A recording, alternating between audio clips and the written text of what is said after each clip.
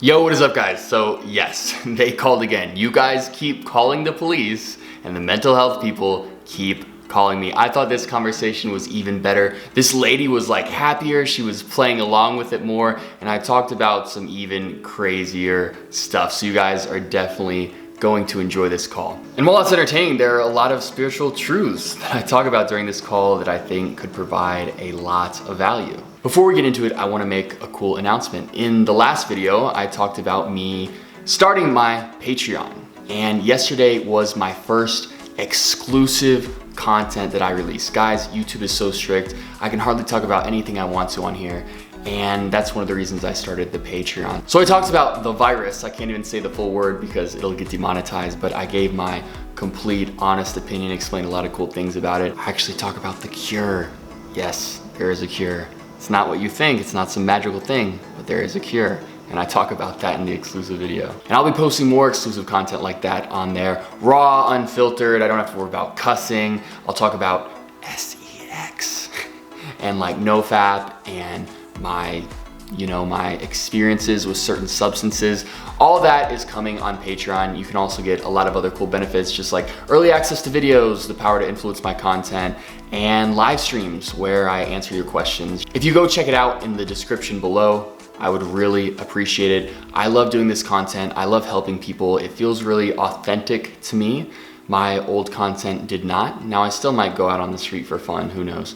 But the whole business that I used to run just didn't feel authentic to me, but this does. So if you guys could help me turn this into a full-time thing, I would really appreciate it. So, I just want this energy to spread to the world, this positive self-development, increasing your own spirituality, right? This energy that could really make the world such a better place. And I wanna do my best to make that happen. And it would really, really help me in this journey if you guys went and checked out my Patreon. It'll also help you guys too, because there's a lot of good stuff on it. So I appreciate it. Thank you so much. I am very grateful for you guys. And guys, they called me while I was asleep. So I saw the number, woke up, crawled over to the live stream, and I was like, okay, we're doing this again. And so I was definitely a little groggy at the start, you'll see, but guys, just to let you know, I feel incredible.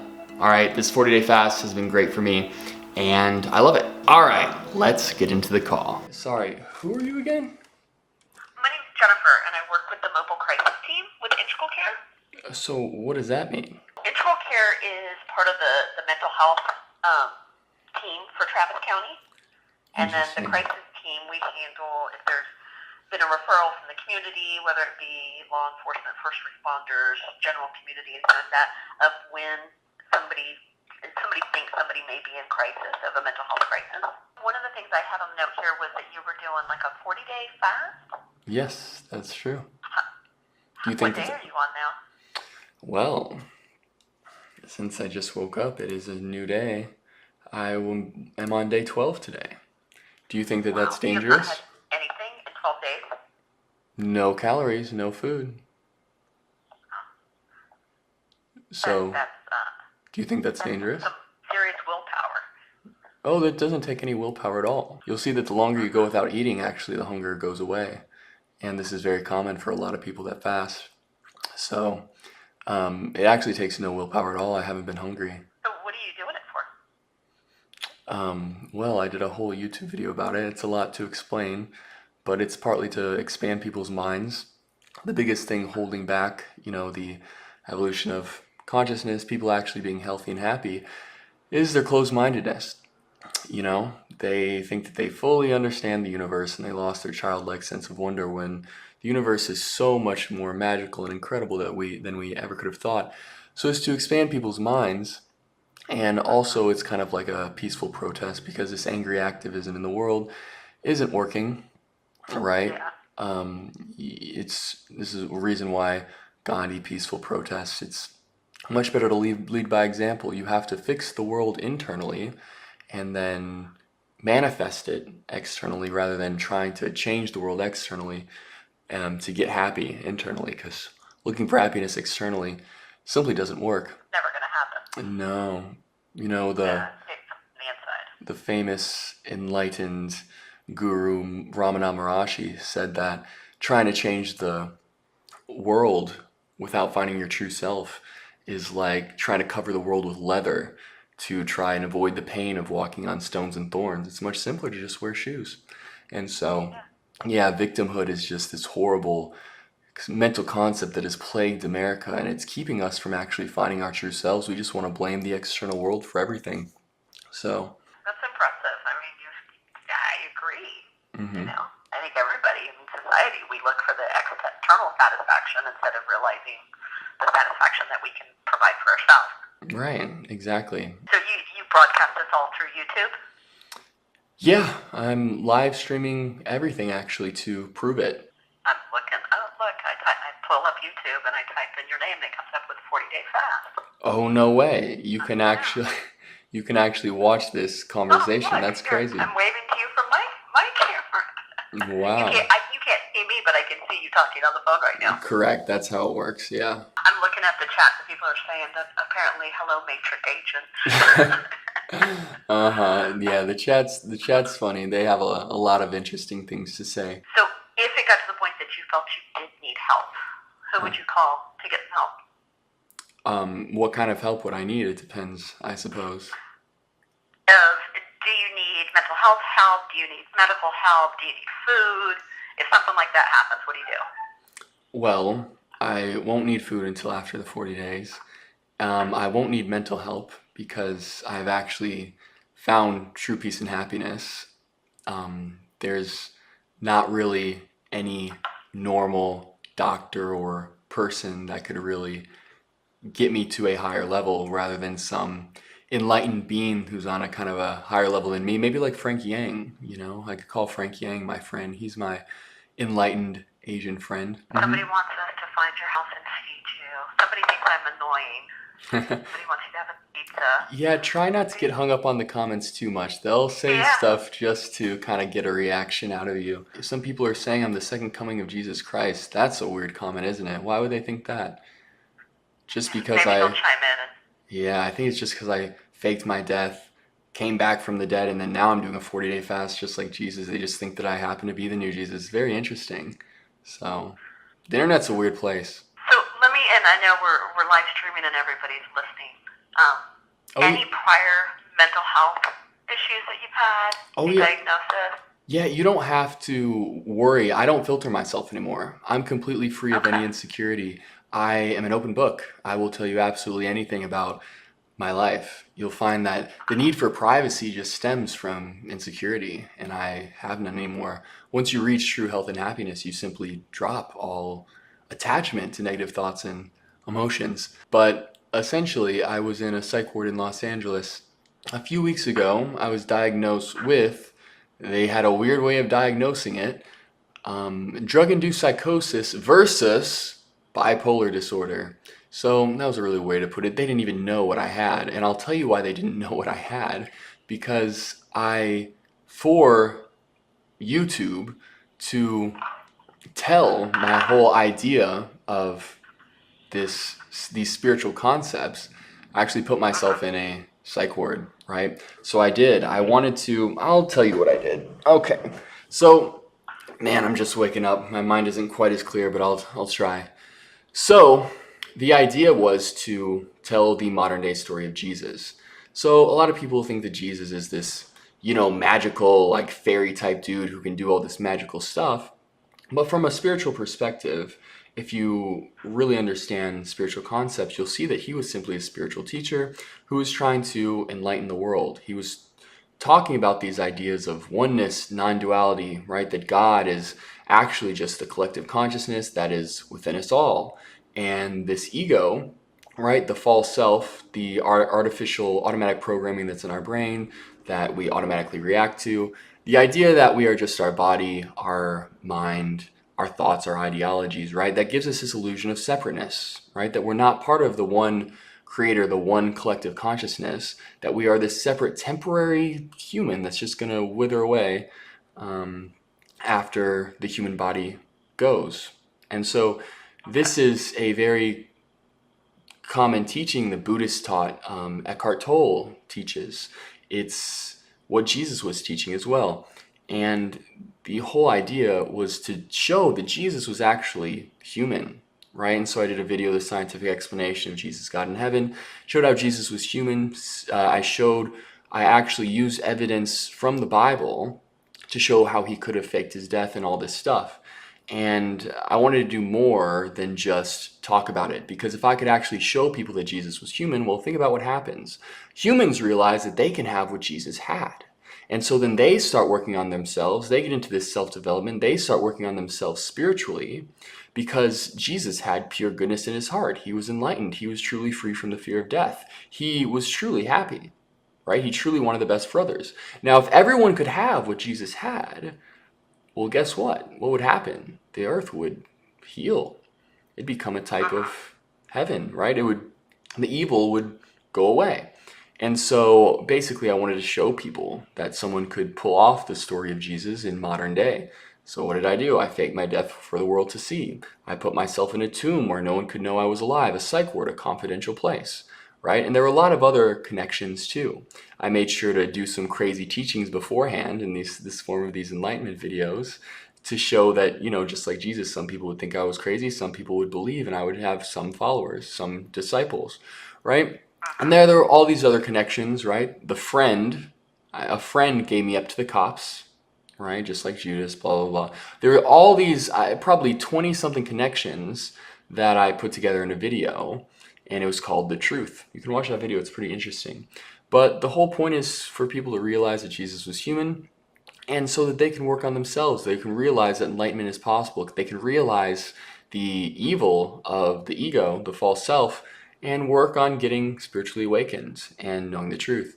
And so that's why I was in a psych ward, because, well, I put myself there. In fact, I proved in the YouTube video, essentially, beyond a reasonable doubt, that I meant to be there. I actually called the cops on myself. I have a video of me saying that, right? So, yeah, and then they attributed it to, oh, I must be on drugs, or I must be bipolar. Well, here's the thing. I'm polar. That's it. I'm polar. I've been happy for a while now, and it's impossible for me to be depressed again. So, does that answer your question? Sorry, I was going on a rant there. No, it does. It brings up some questions. Were you ever diagnosed bipolar prior to when you put yourself in? No family history or anything like that. So here's the thing. This is why you shouldn't trust the doctors, right? Their doctors' diagnosis. I put out a goodbye video faking my death, right? And it was proved that it was acting. It was absolutely, I actually said it was acting at the beginning of the video, and I proved afterwards that it was all part of this plan. Well, the doctors, right? They thought that I was suicidal. That's why they held me in the psych ward. So who's really the delusional ones? I knew exactly what I was doing. I was in control the whole time. I was right where I wanted to be. But the doctors, they thought that something was going on when it wasn't. So what does that make them? Well, delusional. How long were you in the psych ward in LA? Like 17 days. And that was just a few weeks ago when you got out of there? Yep. About a month ago now. What did they want you to do to follow up after that, once you got out? What did they want me to do? They wanted me to take my meds and talk to some psychiatrist in Austin. It's horrible. You'll find that there are so many unhealthy people in America, we don't even realize this, because we throw Band-Aids. We throw this medication at people, and it's like a Band-Aid approach. It fixes the symptoms. It doesn't fix the root cause. If someone has some sort of mental disorder like anxiety or depression, well, that's their body and mind telling them that something's wrong. You have to fix the root issue. The ego, the false self, the attachment to these negative emotions and thoughts, that's usually one of the culprits. Also, your diet has a huge impact on your mental state. All health is connected. Your diet, it's shown that inflammation is very linked. It's one of the most linked things to depression that there is. And so instead of fixing the root cause, because these root causes have a bunch of other effects on a bunch of other areas of your life as well, other areas of health, they throw medication at people and it masks symptoms. It's like you have back pain because of your posture. You just throw medication at it and it numbs it, but your posture is still bad and it's causing a bunch of harm. It's like trying to, instead of repatching, like redoing the floor, the hull of a boat, it's like simply putting tape, duct tape over the holes and still thinking the boat is all healthy and good. It just doesn't work like that. So, Patched. exactly. And so that's why the whole medical world is a little bit messed up. Western medicine is great for saving lives, right? Emergencies, perfect, you save lives. But people are relying on this Western medicine for their own health when they could fix their health through natural means themselves. I mean, look at animals, right? Animals don't have medical help, and they live more happy and healthily than we do. Ancient humans lived more happily and healthier than we did, and they didn't have any doctors, right? You'll see that our ancestors, you can look at an 80-year-old ancestral skeleton, and it's healthier, it's more mobile. You could tell it was more active based on the bone and tendon density than an 8-year-old today. An 8-year-old today, on average, can't even really walk. Have you been having any thoughts of trying to hurt yourself, trying to hurt anybody else? No, not at all. I've said this before, though. It depends what you think of as the self, right? Because a lot of people think of the self as this psychological construct in their head of these ideologies, thoughts, emotions, right? They're attached to that. They think that is them. They think that is their self, their body. They think all of this is their self, right? When the true self is deeper than that. It's the pure consciousness. It is the God that is within us all, right? The collective consciousness. So in terms of the self, it depends how people think of it. Some people call the self, they refer to the true self. When some people say the self, they refer to the false self or the ego. Now the ego, if you're talking of the self as the ego, well, I want to get rid of that forever, right? I want to repress that and weaken it and destroy it with all my might. But if you're talking about simply the body, right, I would never do anything to harm the body. The body is the vessel in which I experience this incredible world. So it's the appearance in consciousness, this beautiful form that's this appearance in consciousness that gives me this specific experience. So I would never want to harm it. You'll find that all health is connected, and the healthier that your physical body is, the more optimized is the human form to experience these incredible truths, to experience enlightenment, a spiritual awakening, to know that we are all connected, that everything is one, oneness, non-duality. The more optimized you have your physical body, the more you get back to your natural state, the higher probability you are to experience all these things. So I want to keep my body as healthy as possible. I will offer this to you as well, because I offered this to the last lady that called. You'll find that most people, especially working in mental health, doctors and mental health workers, they don't even know what true happiness is. They haven't experienced it. They haven't been awakened. They haven't reached this higher level of consciousness, and they're not truly happy. They don't even know what that is. They don't even know what to compare it to. So let me tell you this, if you still go throughout life and something external will affect you, like something happens and you feel sad but you don't want to feel sad, or you feel angry but you don't want to feel angry, then you're simply not at the level of happiness. You still have no control over your true happiness. There's a higher level that you can get to. So if you guys want to experience that, I'd be glad to do a YouTube video with anyone and help them, or you can just watch my videos because they'll help you get closer to that. But I'm not the one that needs help. The rest of the world is the ones who need help. The rest of the world are in this type of psychosis. They simply don't understand what true happiness is. So, yeah. And talking to you, are you okay if I follow up with you, today's Thursday, maybe next week, and see how you're doing? I really don't need any more follow-ups. I feel like you guys are going to anyway, but I'm gonna run out of stuff to talk about for this live stream. It's entertaining for the live stream, but other than that, I'm thinking you're gonna have stuff still to talk about. But this is the thing. I'm literally just answering these phone calls for the benefit of my YouTube channel, and that's absolutely it. I'm not answering these phone calls because I need any help mentally whatsoever. I'm, the happiest I've ever been. So I really don't need another follow-up. But, I mean... The comments seem to like our conversation here, so I think we need to do this again. Oh, well, am I going to be talking to you again? You seem like I'll just flag it so that you come to my caseload and I'll follow up with you. Wow. Okay, well, if you really want to talk to me that badly, I suppose I can oblige. Okay. All right. Well, you take care of yourself, and I'll talk to you soon. All right. Okay, sounds good. All right. Okay, bye.